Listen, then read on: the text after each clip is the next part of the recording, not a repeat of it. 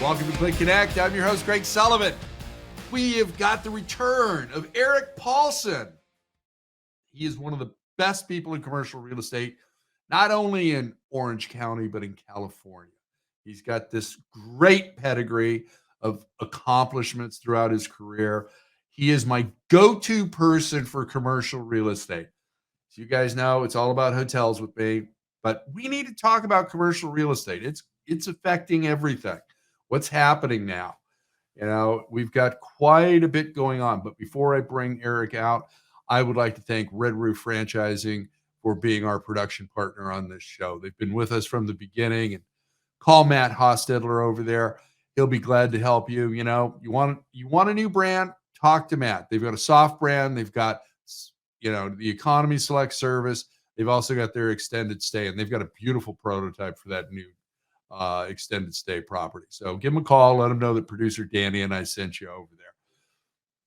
Let's bring out Eric. Eric Paulsen with Kidder Mathews makes his triumphant return, and he is now a pickleball champion as far as I know. Eric, welcome to the show. How are you, buddy? I'm doing great, Craig. By the way, thank you very much for that fantastic introduction. And for the record, no, I did not write that. That was your words. That was me. That was all me. It's true. You're my go-to person for all things commercial real estate. I love it. Eric and I go back a long ways. We both worked for Lennar LNR. Eric was at LNR, and I was at North American Title Company, a wholly owned subsidiary of Lennar. And just what these guys were doing back in the day was amazing. Eric back and I tried to sound old, Craig. Let's not. I admit to it, but we almost put together a really good deal for some waterfront property till somebody said no. Well, rising tides. Yeah, exactly. Eric, would you do me a favor and tell the audience about yourself and your firm, please? Sure, more than happy to. So I'll be real quick. So I got in the business back in 1988. Most of my career has been transactional real estate investment sales. So I can say I've bought, sold, brokered, auctioned, asset managed, and underwritten about $10 billion in commercial real estate nationwide in all product types. So that's my 30-second elevator pitch. But I am at Kidder Mathews. So I'm the regional president of brokerage for Kidder Mathews. I'm responsible for Southern California and Arizona. So I've got, it's a commercial real estate services firm. So I have brokers, property managers, and appraisers. And we are constantly looking for additional hires. So if anybody's interested in a top rate commercial real estate services firm, they should reach out to me. And that's my shameless plug. Absolutely, my friend. Commercial real estate. We've got trillions of dollars of CMBS loans that were kicked down the road during the financial meltdown and during the pandemic and coming due. Give us an overview of California commercial real estate.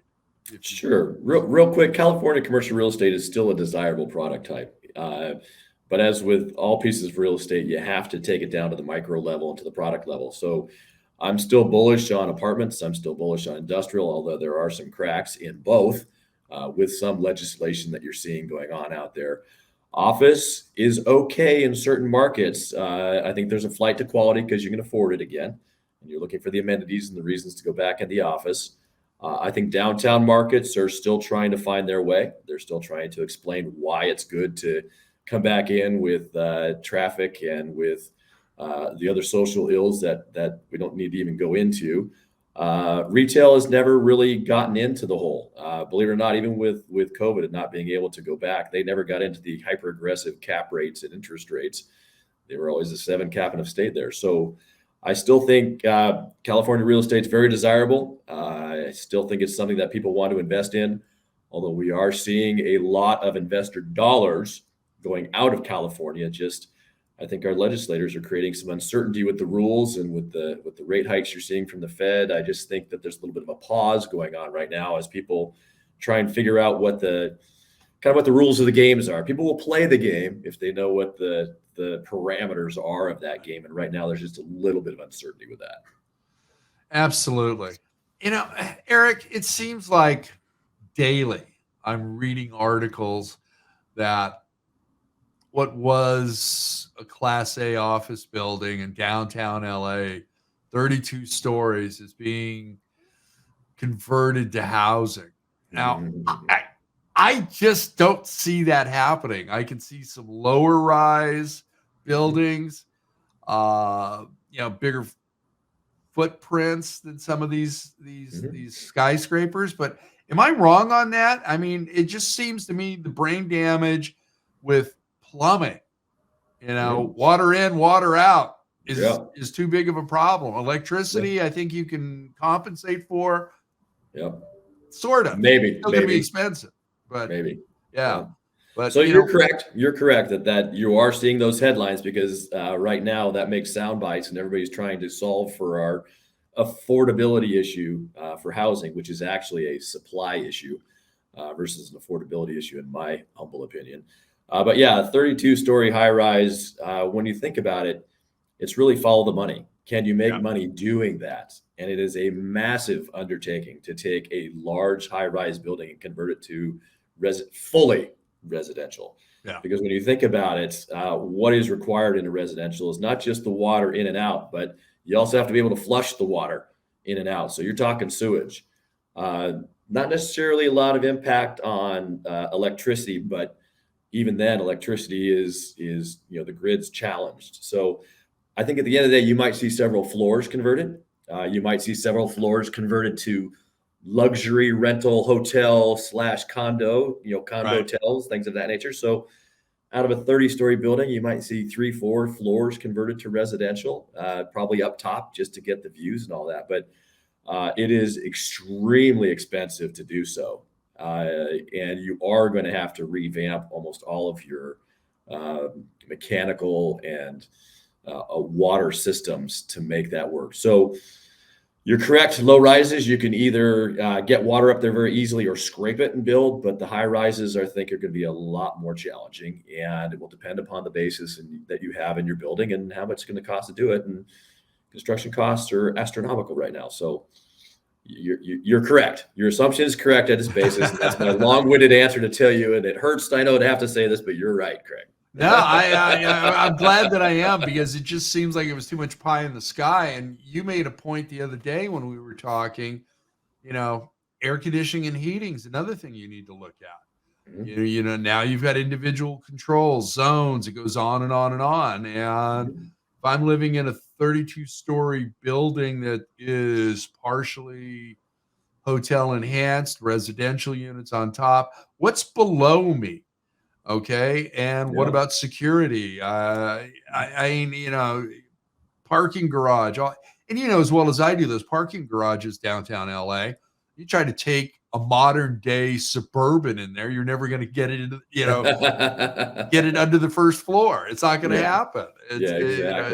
Exactly. So I'm just not sure. And, let's throw the bad news in about San Francisco off the top. Okay, we had 2 hotels. The keys were handed back in, and our friends over at Westfield handed in the keys to their shopping center off of Union Square.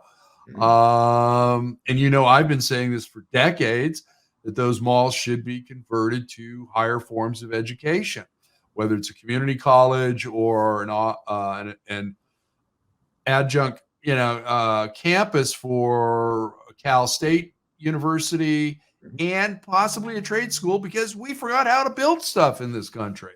That's right. And typically, you and I are used to the suburban malls. Okay. Big boxes at either end, a food court as close to the center as possible, and all these small boxes in between. So you've heard me talk about this. You take one of those big boxes, and that is your digital library, and it's also your lecture halls. Keep the food court because the people have to eat.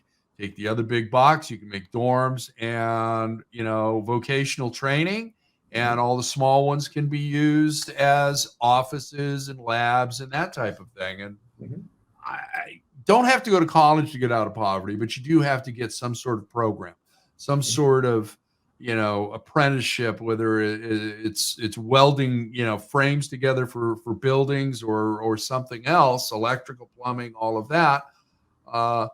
But I just don't know what's going to happen. And I think you're right on target. We're seeing some chinks in the armor on light industrial and with multifamily, and housing's always been the drag on the economy. Am I right about that too?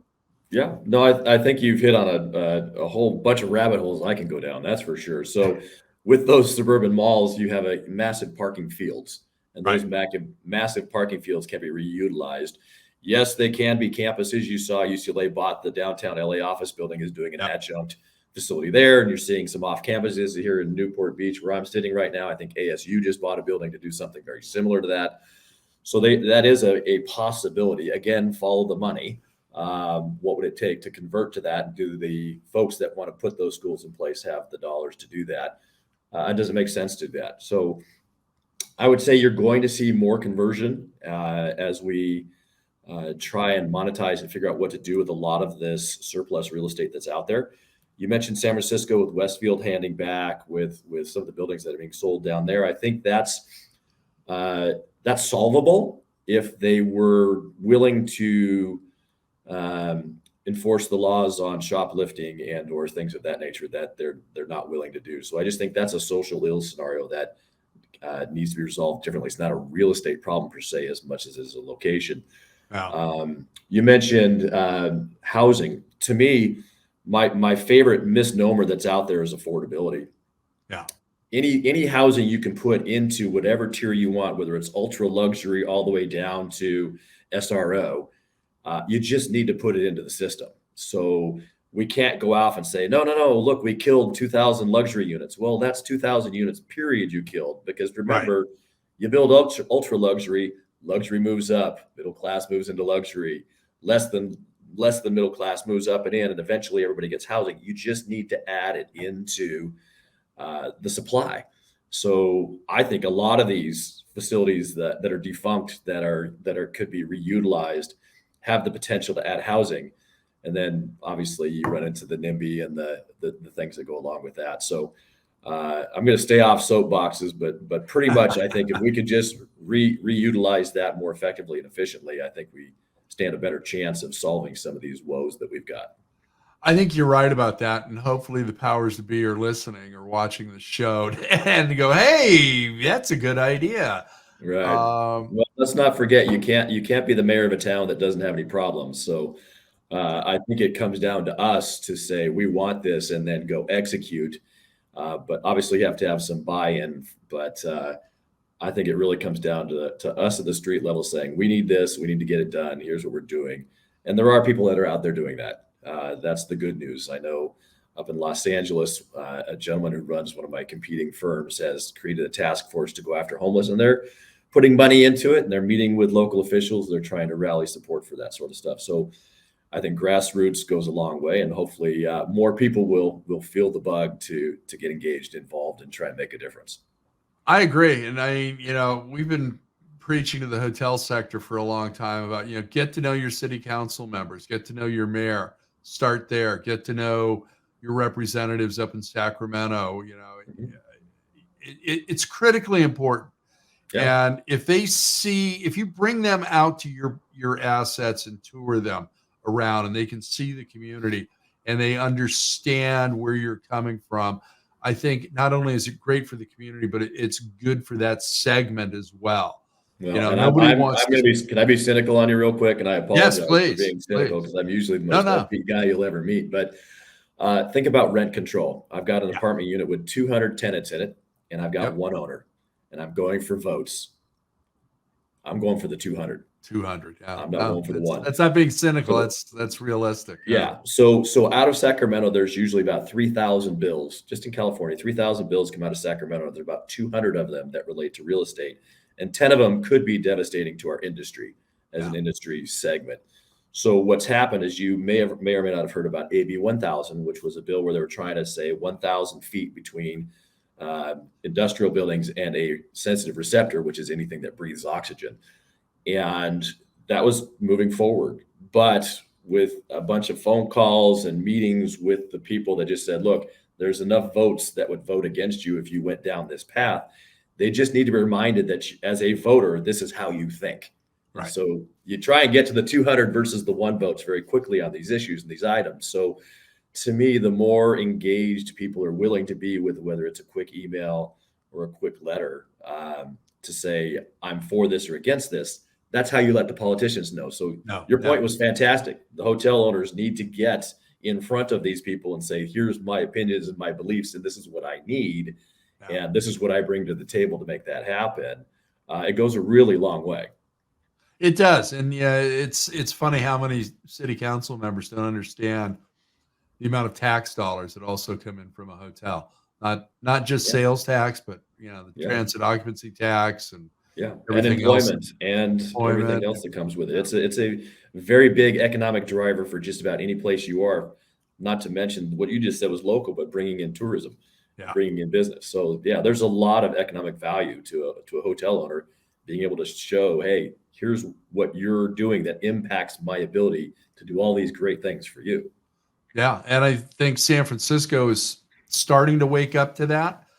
I mean, come on, you got a Super Bowl coming in, you've got World Cup coming in after that.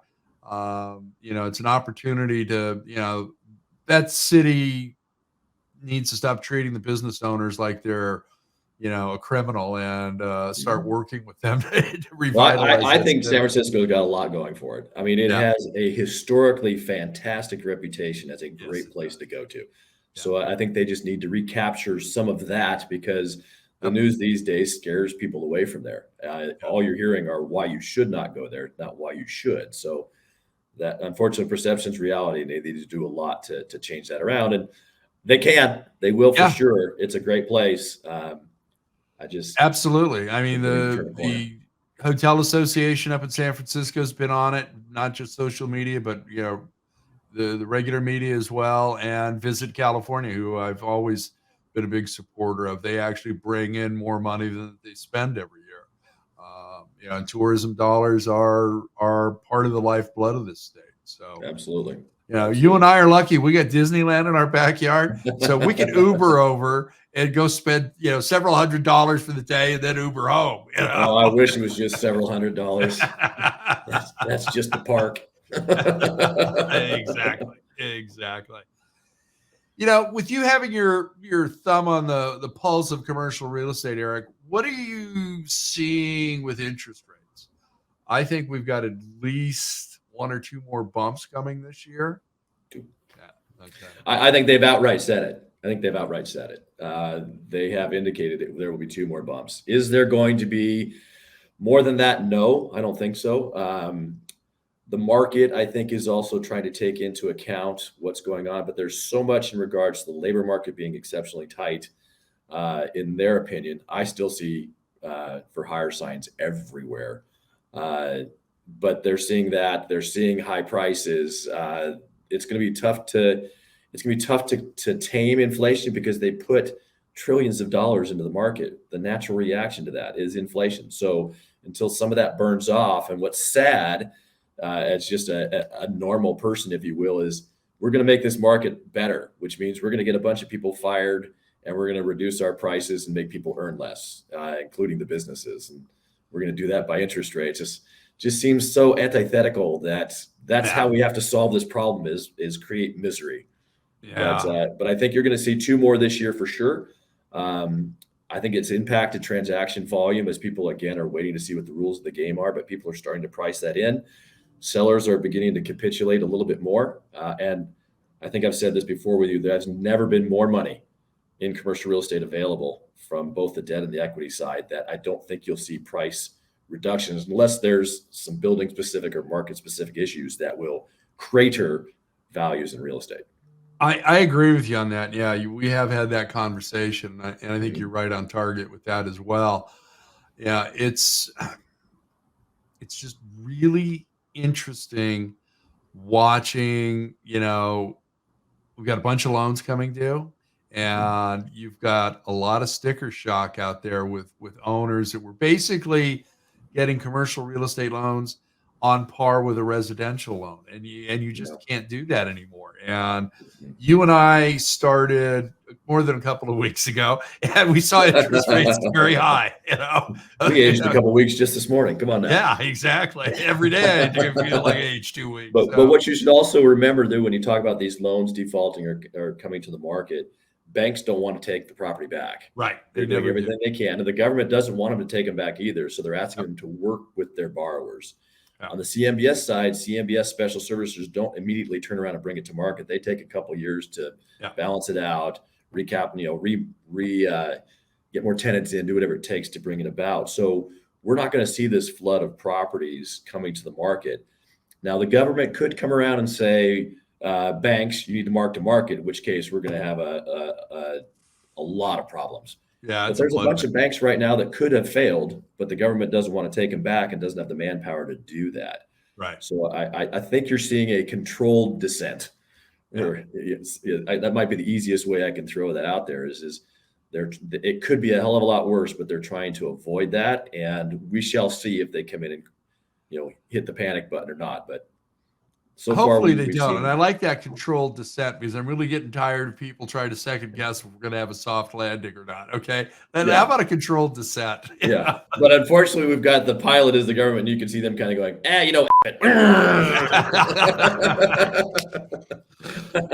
Oh my God. Sorry. Couldn't help myself. Oh, that was funny. You shared a report that our friends at Bank of America helped sponsor on California's competitiveness by a regional approach. Yeah. Would you tell the audience about that? Because you're the best one to explain it because you are dealing with every market imaginable out there. Mm-hmm. Mm-hmm. So this was the Los Angeles Chamber of Commerce as well, was the group that did this. And it was relatively unbiased, which is nice. But there was a couple of little nuggets that came out of there that I found fascinating. One is they're saying, yes, there is a significant migration out of California. But the in-migration was counted as a brain gain.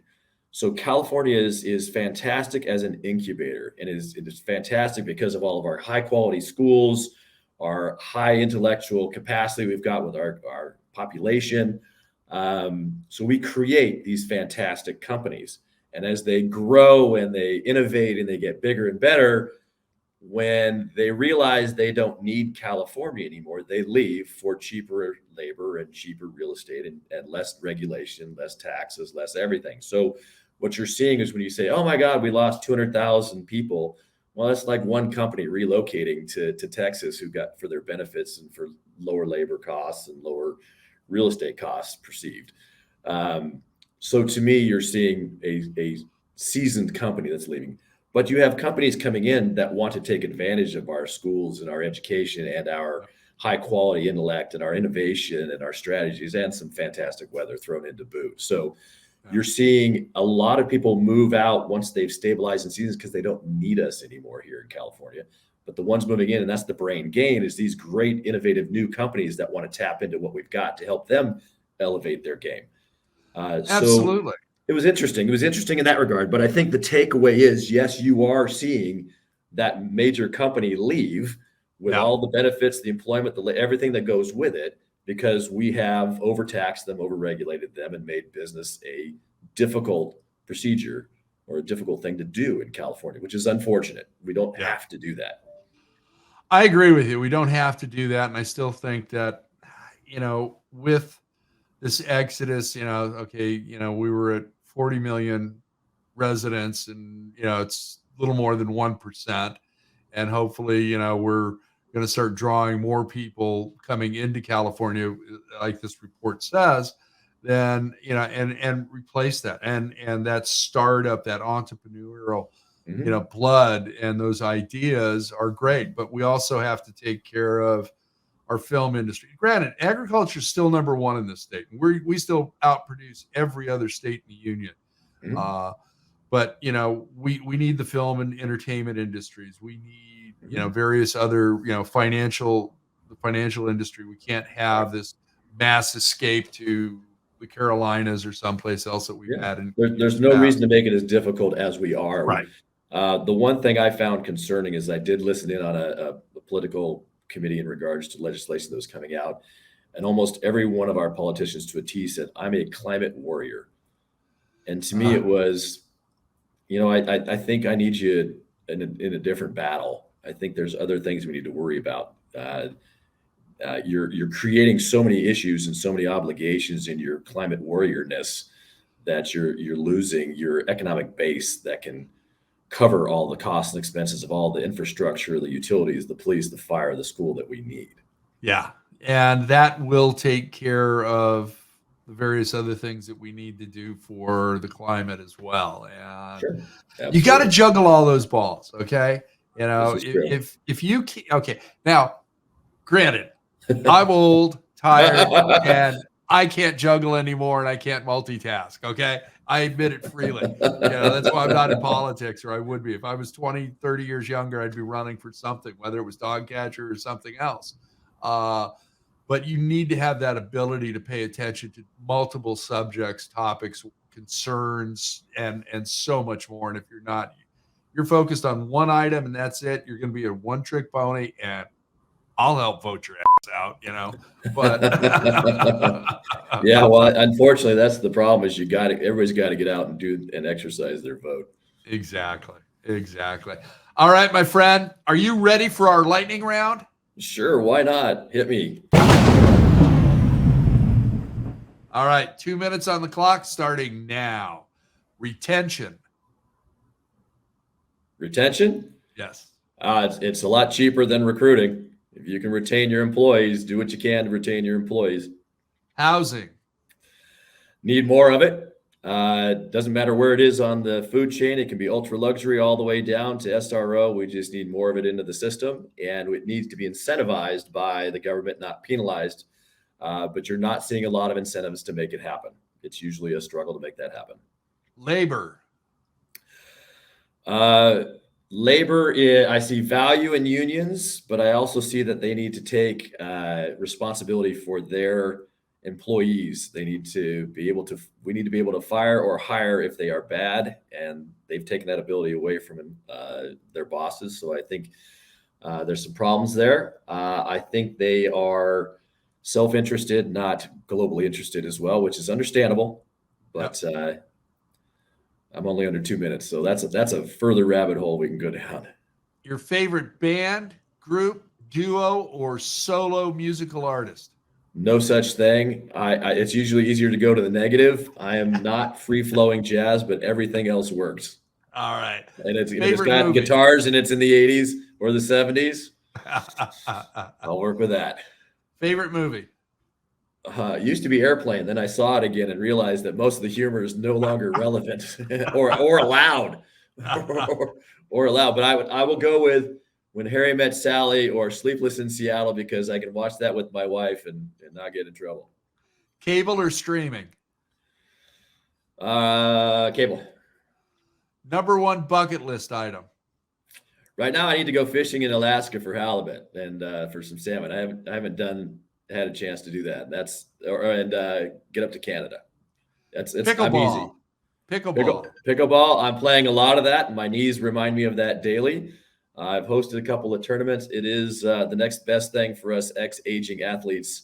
And the one meme I saw the other day is, if you're about to play pickleball and a little old lady walks in with a paddle and a knee brace on, be prepared for her to kick your ass. Best restaurant in Orange County? Ooh, I've been enjoying a few of those. I like Summer House down in PCH. I like Mutt's in East Bluff. Village Inn on Balboa Island is always a good, easy one for me. And you can't go wrong with El Ranchito in Corona Del Mar. There you go. Vacation hotel or all-inclusive resort? All-inclusive. I'm lazy. And I there love you me a go. good buffet, right. And I love me a good open bar. Is that my right answer, Chair? Woo! That is your right answer, and we're done, my friend. Perfect. All right. What one thing do you want the commercial real estate world to know about you and Kidder Mathews, Eric? I'll keep it simple. I provide a fantastic platform that you can run your business from. If you are a solid real estate professional that has a business plan, we are basically one that covers costs and then goes to a 90-10 split. So we've got the best splits in the business. We've got some fantastic support with our marketing staff, our research team. And if you're a real estate agent, we provide you everything you need to do to run your business in a great environment. And for me, it's been a lot of fun to work here because our first rule of hiring is no jerks. After that, it's are they good and accretive to the office? So we try and create a good congenial atmosphere where you can run your business and make some serious money. Nice. That's great. Thank you. Eric, how can everybody get a hold of you? Very easy. If you go to the Kidder Mathews website, all my contact information is there, but it's Eric, Eric.Paulsen, Paulsen @kidder.com. My phone number is 949-577-5079. Don't call yourself much, do you? Yeah, I usually don't. Exactly. I have me on speed dial, so I never have to remember it. Yeah, exactly. My friend, thank you so much for joining us Always and a helping to educate everybody out there on what's going on in the California commercial real estate market. It's always great to see you, and I'm very happy to be here. Thank you. Take care. You as well, Craig. Take care. Thank you, our audience, for joining us today. Great show, great information. Hey, if you're looking for a new home and you're a commercial real estate broker, give Eric a call. He's put together some outstanding teams and throughout his career, and you'll enjoy working for him. Great firm. I want to thank our production partner, Red Roof Franchising. Thank you to them. Give Matt Hostetler a call. Let him know that producer Danny and I sent you over there. And you're looking for a new brand, give them a call. You've got your economy, you've got your soft brand, and you've got an extended stay program that is really nice and a new prototype. Tell Matt that we said hi. Thank you for joining us today. Remember, be kind, share your knowledge, go be amazing.